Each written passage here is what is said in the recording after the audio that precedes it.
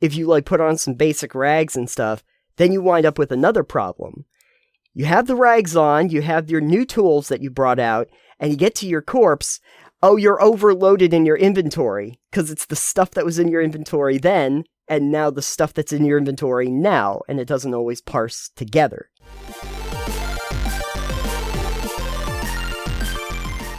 Finally on the show today, we have a games you didn't think we'd play. And Alex, I have a fun game for you, also in the survival genre, for you, called Valheim. I don't know if you're familiar with it. I'm familiar with watching someone break it very badly. I'll have to watch those videos, because I'd be interested in trying to break it too. I would very much enjoy that. I'll send it to you later. Thank you very much, because before I jump back in, I'll be like, oh cool, I can break this game? Love it. I had a feeling that I'd probably play Valheim at some point, but it was on sale recently, and I picked it up because I had been itching to try it. Threw it in and started playing. I don't know what I really expected at the front. I kind of got the feeling that it was like a Norse mythology setting, and it was also like a survival game. And I've had a love-hate relationship with survival games in the past. Sometimes they become just egregiously annoying, and sometimes they become a lot of fun. I'm happy to say that actually Valheim is more fun than annoying. Oh, that's good. It's more fun than annoying. Not that there aren't annoyances in it, but that it's more fun than anything else. The way the game starts you off is, you pick your character, and you can either create a world or join one. As you can even create community servers, I guess, and stuff like that. But you can build a world, and I think it's procedurally generated. I don't remember. Don't remember. I'll have to start another game and just see if I start in the same layout and everything. But I think that they generate it when you create a world. Sure, it's like Minecraft. Sort of like Minecraft, yeah. And in case it doesn't really show, too, it is kind of pixel graphic, but the pixels are very, like, it's shaded cells almost that are, it's kind of hard to explain. But I've seen it. Yeah. It, almost like, it looks a little bit more like a watercolor almost in the way that they framed everything in the game.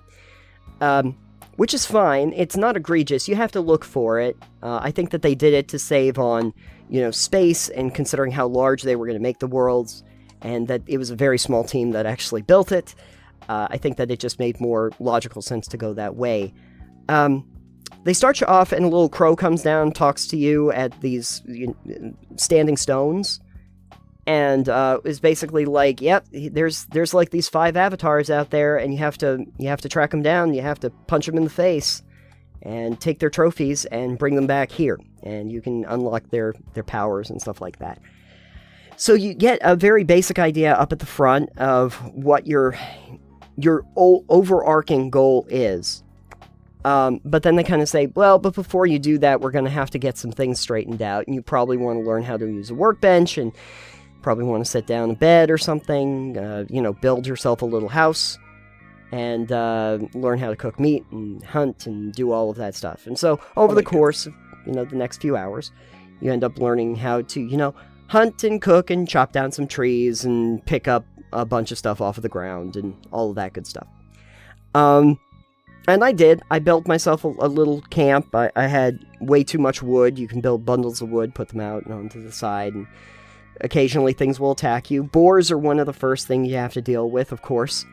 They run at you, charge, and stuff like that. You find that there's different resources that you can grab from every enemy in the game, and those can be used in crafting recipes to expand what your workshop can do, etc., etc. So, pretty straightforward. And then, after you've, equipped yourself with some basic stuff, you might think to yourself, cool, I'm going out into the great unknown. And you wander on out into the great unknown, and you probably get yourself stomped by something very, very large. Whether it be the little, greykin, the grey dwarves that are out there, some of them that hit pretty hard, or the big towering trolls, which I've encountered pretty quickly. They're these big blue guys that just come and try to like throw boulders at you. You just set them on fire. It's all. I had fire arrows, so it was. Oh, good. I took care of a couple of them. They are not easy though. I even, and this is terrifying. This is the part where I was like, "Uh-oh, I'm scared now." Is I built a raft after I got enough resources, and I kind of like hung around the coastline. But at a certain point, like I drifted toward the ocean, that's like in the middle.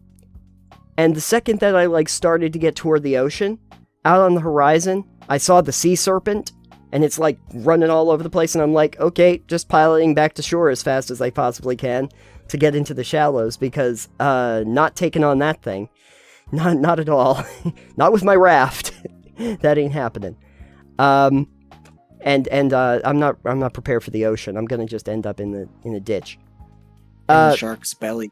In a shark's belly. Well, one of the first things I had to look at is, one, does this game have sharks? And apparently no, it has sea serpent. It has sea serpent in ocean. Nothing really else. It's like, okay, good, I can deal with that. I can work with that. Then I saw the sea serpent, and I thought to myself, maybe not. But anyway, staying towards shore, and, getting your butt handed to you a few times to realize that, yes, skeletons are very dangerous and will usually attack you en masse. Yeah, they're annoying. That you'll come across a bunch of different structures, and sometimes these old decrepit castles just have a bunch of monsters in them that want to kill you quickly. Also, shamans suck. Because one, they have acid spit that just poisons you, and then also, after you damage them, they just heal themselves with healing spells. And everything else around them, all the other Greykin. They're annoying. What I was able to do, though, luckily, was, I've gotten to the part where I took on the first, like, big, bad, the mega deer, as I'm gonna call it, Idar, I think. Was able to kill Idar, because bows are kind of the way to go in this game. Just snipe from afar as many times as you possibly. I thought the method to kill them was campfires.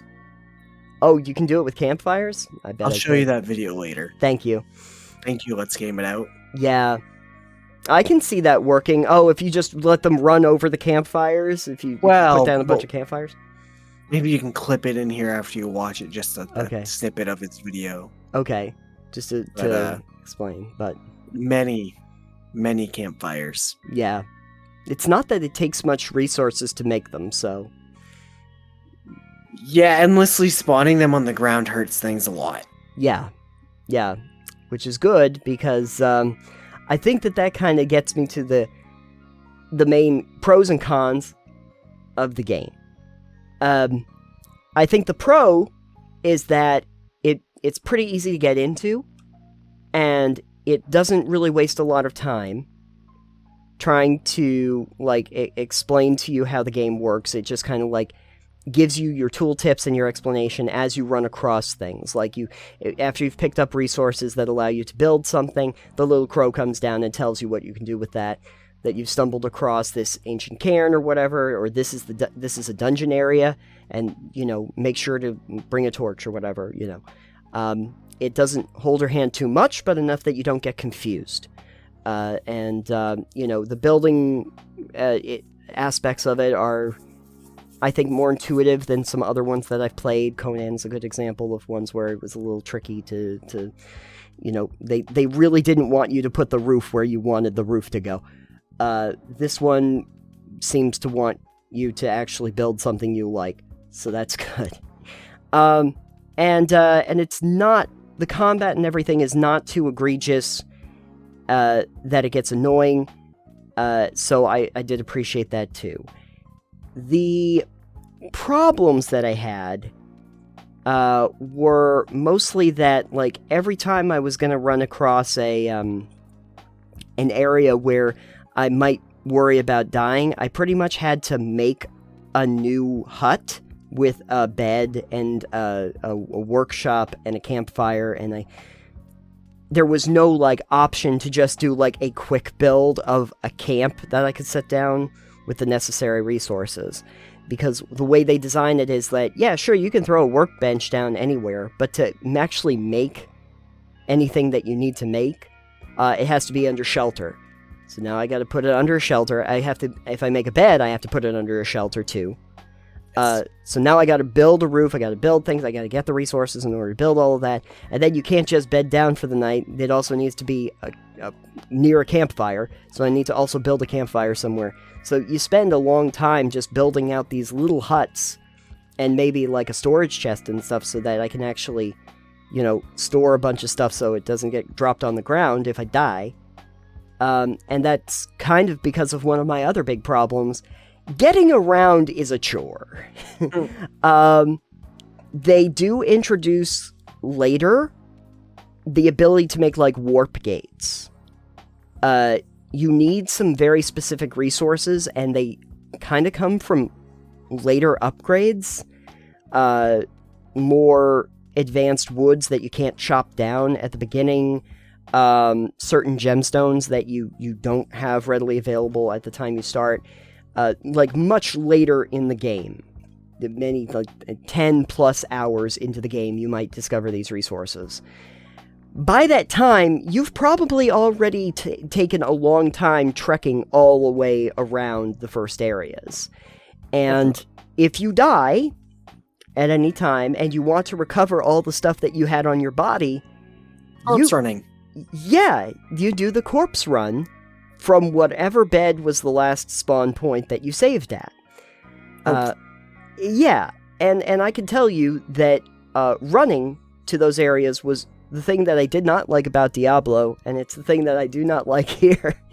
Well, that's because you have to run naked to the corpse where you got killed. Yeah, and even if you don't do that, if you, like, put on some basic rags and stuff, then you wind up with another problem. You have the rags on, you have your new tools that you brought out, and you get to your corpse. Oh, you're overloaded in your inventory, because it's the stuff that was in your inventory then, and now the stuff that's in your inventory now, and it doesn't always parse together. So that's one of those things where I felt like streamlining would have been nice. Like, if there was just in the woods, one of the discoverable structures was that you could, like, activate quick portals or something so I could get around faster. That would be good. When I got the raft, I thought to myself, oh, this is cool. I can go across, like, inlets and stuff, and I can get, you know, places. But the raft is real slow. Like, the raft is not quick. It feels like they're taking you on the Jungle Cruise. Like, make sure that you see all of the stuff around, folks, while we're on our trip through the wilds. So they don't really leave you with a lot of ways to quickly traverse the environment. Horses would be nice. Like, if you had horses, that would have been great. And I think that it was really built for the experience, not just to do as a single player. I think that they really liked the idea of doing a multiplayer experience, where you and a bunch of other people could actually work on, building something out, going on different adventures, going in different directions and harvesting resources and building it together. Because I think that as a single player experience, it just does become a little bit more of a slog and a chore to go anywhere and do anything. You have weight requirements, you have space requirements in your inventory. Those don't really get expanded out much. And you need a lot of tools too to do different things. You need an axe in order to chop trees, but then it's not a good enough axe to chop other trees. You need a pick in order to, pick away at the thing. So, in similar fashion to like a Stardew Valley, the first like 10 slots that you have are all like basic stuff that you need in order to do stuff in the game when you're going out into the world. And then after that, they give you a bunch of slots below, but you've already utilized a lot of what you have, and then your clothing takes on slots as well, and that has weight, and you have to manufacture it from skins that you might need from very dangerous enemies that if they kill you, then all of your cool equipment gets lost on the ground, and I gotta run back to it later. One of the things I tried, just to see if it would be possible, is that I was worried about stamina. especially when I go swimming, because if you end up losing your stamina while you're swimming, you can drown very quickly. I love that. So I thought to myself, well, what if I put down a workbench, and then I tried to like manufacture a bridge to get over these like streams and stuff. And what I found is that it takes an incredibly long time to even make a serviceable one, because they don't just have like make a bridge as an option. I have to like use flooring and stairs and stuff to try and create a path over. No, you can raise the terrain. Oh, you can raise the terrain to some degree. To a very, very high degree. You can. You'll see it in that video I'm going to give you. Okay. Which I suppose would be very useful. I tried it to some luck, but not nearly as much as I was hoping. Maybe I didn't have enough stone. Maybe I had to have my Uber workshop or something. I don't know. I'll figure it out. Yeah, it's all good. But my workarounds were, piecemeal to try and make it happen. So I think it's, as far as my overall impression of it, was that as a survival game, it works better than a lot of them. I think the formula is very interesting. I think the Norse mythology as a framework is a cool idea. The biomes are very, very large. They're very explorable. It's a lot of open space in that. So you just kind of have to go with that. that you're going to have those open spaces to traverse. I don't think I even saw a lot of the biomes themselves, because of how large the world is, and that backtracking ended up being a huge problem for me. I had my one camp near the stones, and I realized when I started to fill up and everything, and I wanted to go back and make stuff, I didn't want to build a whole new giant-ass camp out in the woods, and I wanted to go back and get to all of the resources that I had there so I could utilize them. So the process of going back and forth to your camp with the size of it was a bit of an issue. But considering the size of the team that made it and what they were trying to build and everything like that, I think Valheim is a good framework, and I would personally recommend it if you like survival games. If you do not like survival games, I don't think it's going to change your mind. I don't. Probably not. But I'll put it to you this way, Alex. Better than Ark.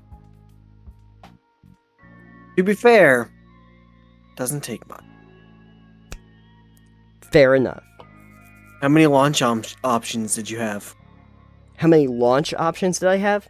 When you press start or play on Steam. 1. Perfect. It's way better than Ark. 14.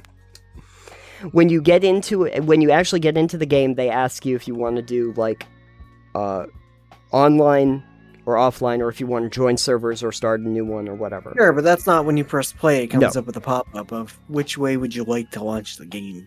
Yeah, no, it just launches the game. Okay, better than Ark. There you go.